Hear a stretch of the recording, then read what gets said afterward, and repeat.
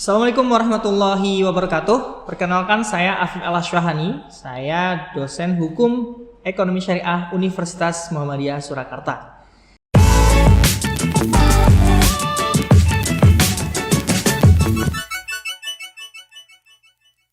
Di video kali ini saya akan menjelaskan sedikit perkenalan tentang mata kuliah ekonomi Islam.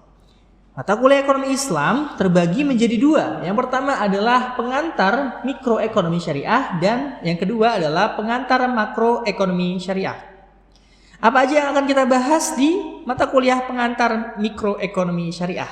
Yang pertama, kita akan membahas ekonomi individu, prinsip-prinsip ekonomi individu dari kacamata Islam. Juga di dalamnya kita akan membahas bagaimana antar individu saling berkonsumsi dan saling berproduksi serta pertukaran di antara keduanya atau pasar, mekanisme pasar. Dan bagaimana Islam memandang mekanisme pasar yang sedang berjalan. Yang kedua adalah kita akan membahas terkait biaya produksi. Nah, ini udah lebih spesifik kepada perusahaan. Bagaimana perusahaan menjalankan roda usahanya dan bagaimana struktur biaya produksinya, yang nanti akan mengantarkan kita kepada materi berikutnya, yaitu struktur pasar. Setidaknya ada 4 struktur pasar yang akan kita bahas. Yang pertama adalah pasar persaingan sempurna, yang kedua adalah pasar persaingan monopolistik, yang ketiga adalah pasar oligopoli, dan yang keempat adalah pasar monopoli. Di akhir kita akan merecap itu semua, bagaimana Islam memandang kegiatan ekonomi secara individu dan perusahaan. Itu adalah overview dari mata kuliah pengantar mikroekonomi syariah. Yang berikutnya adalah mata kuliah makroekonomi syariah.